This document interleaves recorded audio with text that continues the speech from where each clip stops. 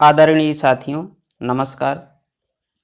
आज 14 सितंबर हिंदी दिवस है और इस अवसर पर मैं अपने YouTube channel RD Hindi lecture के माध्यम से आप सभी साथियों को हिंदी दिवस की हार्दिक शुभकामनाएं देता हूं। आज इस वीडियो में हम हिंदी की वर्तमान स्थिति, उसकी समस्याएं और समाधान पर विचार विमर्श करेंगे। तो आइए देखते हैं। हिंदी केवल एक भाषा ही नहीं है, बल्कि भारतीय सभ्यता, संस्कृति और जीवन मूल्यों की सबल संवाहिका भी है। इस भाषा में बड़ी प्रबल जीवनी शक्ति है। इसे भले ही कभी कोई राजकीय संरक्षण और प्रोत्साहन न मिला हो, किंतु इसने भारतीय जनमानस में अपनी गहरी पैठ बनाए रखी है। भारत में लगभग 500 वर्ष मुगलों ने तथा 200 वर्ष अंग्रेजों ने राज किया। मुगलों ने जहां फारसी को राज्य आश्रय दिया, वहीं अंग्रेजों ने अंग्रेजी को राजभाषा बनाए रखा। हिंदी की इस उपेक्षा के बाद भी यह भाषा भारतीय जनमानस में रची बसी रही और अपना विकास करती रही। शायद यही वजह है कि जब 1857 की क्रांति की असफलता के बाद देशवासियों ने संगठित होकर अंग्रेजी साम्राज्य से लोहा लेने की सोची, तो गांधी जी तथा अन्य सभी नेताओं ने राष्ट्र के साथ संवाद की एक भाषा के रूप में हिंदी को ही माध्यम बनाने पर बल दिया। यहाँ तक कि स्वयं ईसाई मिशनरियों ने भी जब ईसाई धर्म का प्रचार करना शुरू किया, तो हिंदी को ही प्रचार का माध्यम बनाया। यही नहीं, जिन लोगों के पास भी जनता के लिए कोई संदेश था, उन सभी लोगों ने जनसाधारण में प्रचलित हिंदी को ही अपनी अभिव्यक्ति का माध्यम बनाया। आज़ादी के बाद जब राज्य सत्ता देश की जनता के हाथ में आई, तब लोकतांत्रिक व्यवस्था में यह आवश्यक हो गया कि देश का राजकाज लोक की भाषा में हो।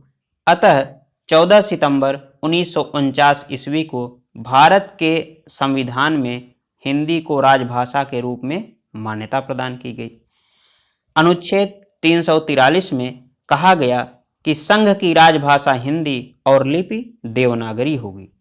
हिंदी को हर क्षेत्र में प्रसारित करने के लिए राष्ट्रभाषा प्रचार समिति वर्धा के अनुरोध पर वर्ष 1953 से पूरे भारत में 14 सितंबर को प्रतिवर्ष हिंदी दिवस के रूप में मनाया जाता है। हिंदी दिवस मनाने के पीछे एक तथ्य यह भी है कि 14 सितंबर 1949 ईस्वी को हिंदी के पुरोधा व्यवहार राजेंद्र सिंघा का 50वां जन्मदिन था, जिन्होंने हिंदी को राष्ट्रभाषा बनाने के लिए बहुत लंबा संघर्ष किया था।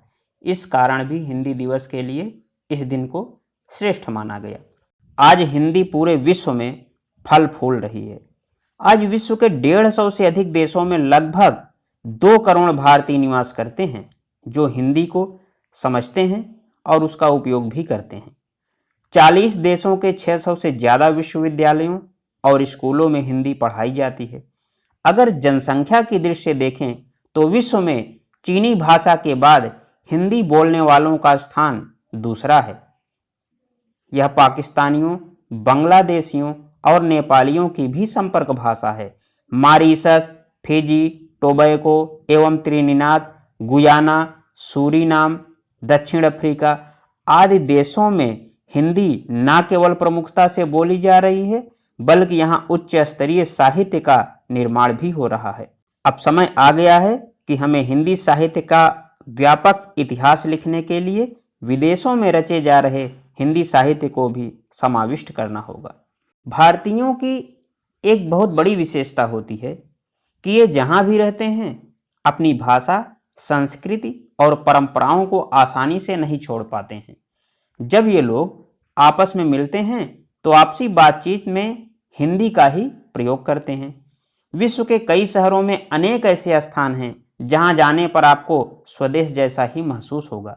अमेरिका में न्यू जर्सी, इंग्लैंड में मिडिलसेक्स, मलेशिया में मस्जिद इंडिया, सिंगापुर में लिटिल इंडिया, सऊदी अरब में लिटिल एशिया ऐसे स्थान बन गए हैं जहां जाने पर आपको लगेगा कि आप विदेश में नहीं, भारत में हैं।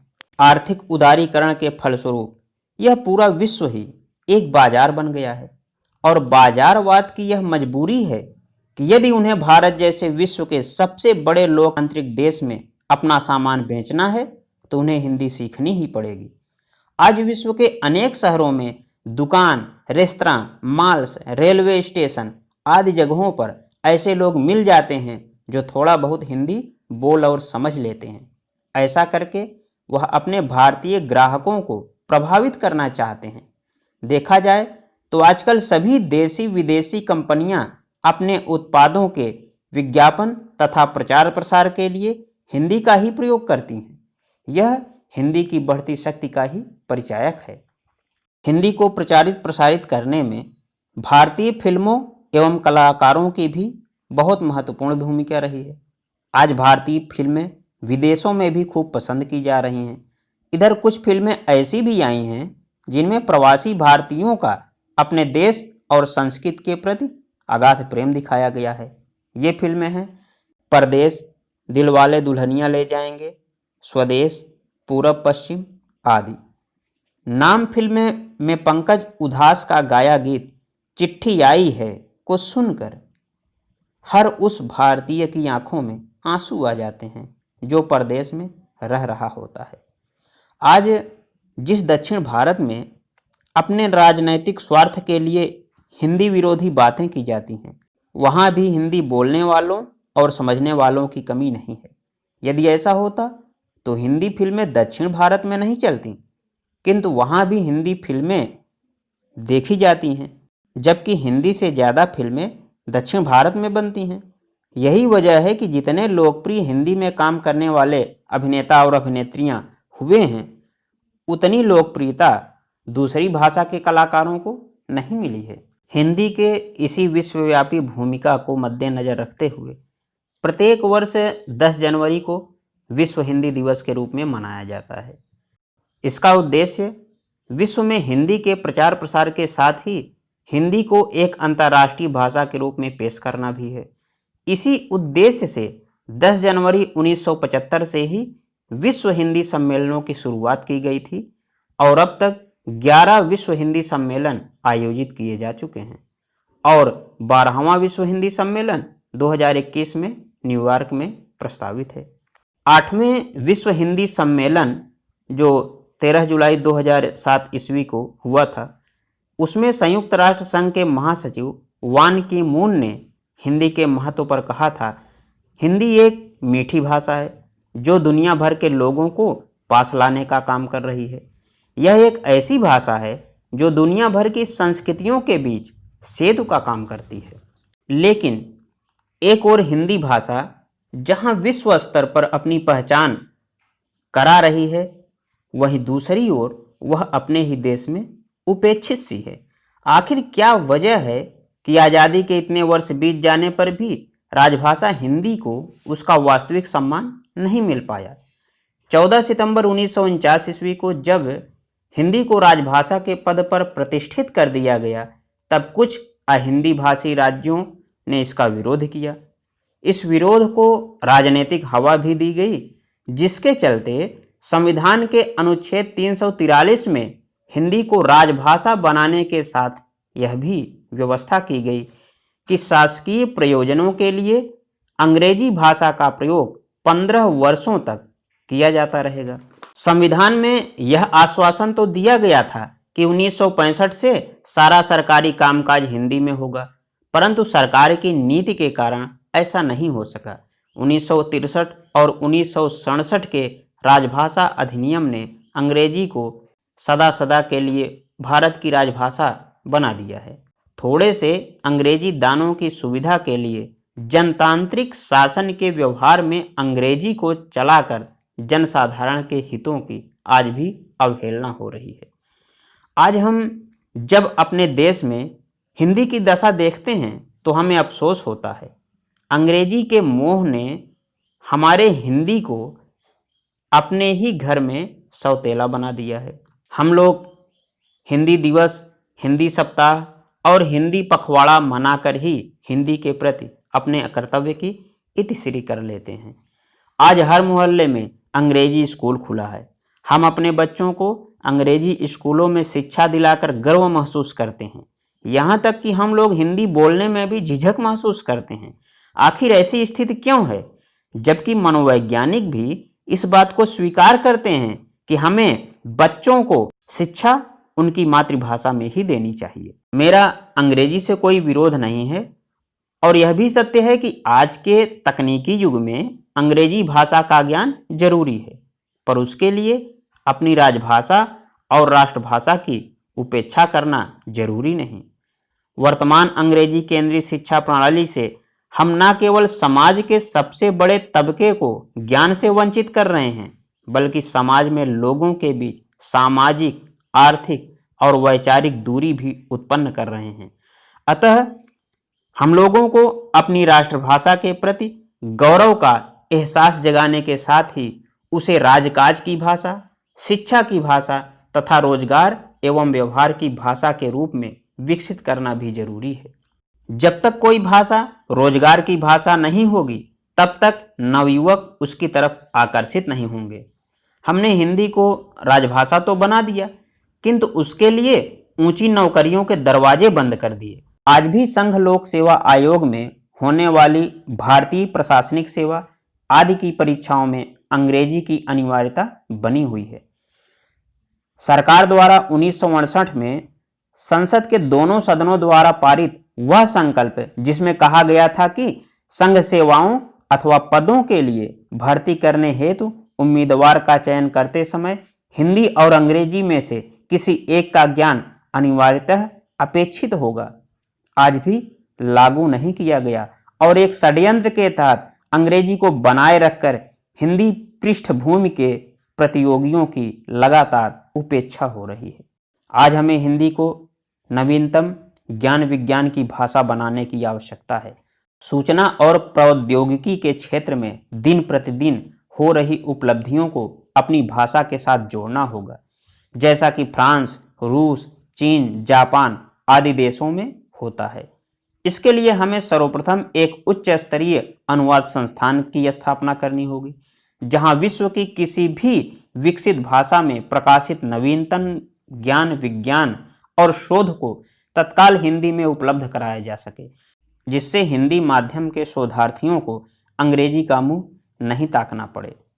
शायद इसीलिए भारतेंदु हरिश्चंद्र ने भी कहा था, निज भाषा उन्नति है सब उन्नति को मूल, बिन निज भाषा ज्ञान के मिटत नहीं को शूल। विविध कला शिक्षा अमित ज्ञान अनेक प्रकार, सब देशन से लय करहु भाषा माहि प्रचार। आज सूचना प्रौद्योगिकी का युग है। कंप्यूटर हमारे जीवन के हर क्षेत्र में एक अनिवार्य आवश्यकता बन गया है। हमें भी हिंदी को कंप्यूटर से जोड़ने की जरूरत है। हमें भी हिंदी टंकण के लिए कंप्यूटर का सहारा लेना चाहिए। भारत सरकार के राजभाषा विभाग ने फरवरी 2012 में भारत सरकार के सभी मंत्रालयों और कार्यालयों को यूनिकोड कंप्लायंस फ़ॉन्ट्स एवं यूनिकोड के अनुरूप सॉफ्टवेयर तथा इन स्क्रिप्ट कुंजी पटल का प्रयोग करने की हिदायत दी है, जो सरकार का मानक कीबोर्ड है। इसका लाभ यह है कि एक भाषा में इनस्क्रिप्ट कीबोर्ड सीख लेने पर सभी भारतीय भाषाओं में आसानी से टंकण किया जा सकता है। आज हिंदी के हर साहित्यकार, लेखक और अध्यापक को कंप्यूटर का प्रयोग अनिवार्य रूप से करना चाहिए। अब email, e form, e commerce, e governance, e tender आदि का युग है। फार्मों की प्रविष्टियां, आवेदन, निविदा, रेल टिकट, हवाई टिकट, बैंकिंग आदि के लिए कंप्यूटर का सहारा लेना पड़ता है। फिर हिंदी इससे पीछे क्यों रहे? हम जानते हैं कि कंप्यूटर की कोई भाषा नहीं होती, वह तो एक मशीन है। हम जिस भाषा में चाहें उस भाषा में उसे विकसित कर सकते हैं। तो फिर हम क्यों नहीं हिंदी का विकास कंप्यूटर की भाषा के रूप में करें? हमें मोबाइल ऐप्स, इंटरनेट और गैजेट्स के अनुरूप हिंदी भाषा को आज ढालना होगा। यदि हम ऐसा कर सकें तो हिंदी को दुनिया में फैलने से कोई नहीं रोक सकता। और सौभाग्य की बात यह है कि हिंदी को देवनागरी लिपि के रूप में विश्व की एक सर्वाधिक वैज्ञानिक और ध्वनि प्रधान लिपि विरासत में मिली है। हम सभी जानते हैं कि देवनागरी का उद्भव भारत की प्राचीन लिपि ब्राह्मी से हुआ है, जिससे भारत की प्रायः सभी प्रमुख भाषाओं की लिपियां विकसित हुई हैं। इसलिए कंप्यूटर का देवनागरी कीबोर्ड सभी भारतीय भाषाओं के लिए समान ही है। आज विश्व की प्रमुख टेक कंपनियां जैसे गूगल, माइक्रोसॉफ्ट और फेसबुक हिंदी को बढ़ावा दे रही हैं। हमें उन्हें बस सरकारी समर्थन देने की जरूरत है। गूगल के आंकड़ों के अनुसार आज हिंदी में कंटेंट अर्थात विषय वस्तु बनाने की रफ्तार 94% है, जबकि अंग्रेजी में मात्र 19% है। हम हिंदी को संयुक्त राष्ट्र संघ की आधिकारिक भाषा के रूप में स्थान दिलाने की वकालत करते हैं, लेकिन कितने शर्म की बात है कि हम अपनी राजभाषा हिंदी को अभी भी हिंदी भाषी राज्यों के उच्च न्यायालयों और देश के उच्चतम न्यायालय की भाषा के रूप में भी स्थान नहीं दिला पाए हैं, जो कि सबसे बड़ी आवश्यकता है। आज भी सभी दूतावासों और विदेशी मेहमानों के साथ हम केवल अंग्रेजी में ही पत्राचार करते हैं, जबकि कोई विदेशी मेहमान जब अपनी भाषा में बोलता है तब भी हम उसके साथ अंग्रेजी दुभाषीय का ही सहारा लेते हैं, जबकि हम उनकी भाषा और हिंदी को जानने वाले दुभाषीय का भी सहारा ले सकते हैं। राष्ट्रपति ज्ञानी जैल सिंह ने अपने कार्यकाल में इसका सफल प्रयोग किया था और विदेशों में सभी आयोजनों में वे हिंदी में ही बोले थे। 4 अक्टूबर 1976 ईस्वी को तत्कालीन विदेश मंत्री अटल बिहारी वाजपेयी ने भी संयुक्त राष्ट्र संघ में अपना मूल भाषण हिंदी में दिया और उन्होंने उसे अपने जीवन का सबसे सुखद क्षण बताया था। जब संविधान सभा में हिंदी को राजभाषा बनाने पर बहस चल रही थी, तब 13 सितंबर 1949 ईस्वी को पंडित जवाहरलाल नेहरू ने कहा था, किसी विदेशी भाषा से कोई राष्ट्र महान नहीं हो सकता। कोई भी विदेशी भाषा आम लोगों की भाषा नहीं हो सकती। भारत के हित में, भारत को एक शक्तिशाली राष्ट्र बनाने के हित में, ऐसा राष्ट्र बनाने के हित में जो अपनी आत्मा को पहचाने, जिसे आत्मविश्वास हो, जो संसार के साथ सहयोग कर सके, हमें हिंदी को अपनाना ही होगा। इसी प्रकार महात्मा गांधी ने तो यहां तक कह दिया था कि मेरी मातृभाषा में कितनी ही खामियां क्यों न हो, मैं उससे उसी तरह चिपटा रहूंगा जिस तरह बच्चा अपनी माँ की छाती से। यही मुझे जीवनदायी दूध दे सकती है। अगर अंग्रेजी उस जगह को हड़पना चाहती है जिसकी वह हकदार नहीं है, तो मैं उससे सख्त नफरत करूंगा। वह कुछ लोगों के सीखने की वस्तु हो सकती है, लाखों करोड़ों की नहीं। तो आइए आज हिंदी दिवस के इस पावन अवसर पर हम यह संकल्प लें कि हम हिंदी भाषा का अधिक से अधिक प्रयोग करेंगे और उसके प्रचार प्रसार के लिए प्रयासरत रहेंगे, और उसका प्रयोग करने में हम हिचकिचाएंगे नहीं, और बड़े ही गर्व और अभिमान के साथ अपनी मातृभाषा को, अपनी राष्ट्रभाषा को और अपनी राजभाषा को उसका वास्तविक हक दिलाएंगे। बस इसी के साथ जय हिंद।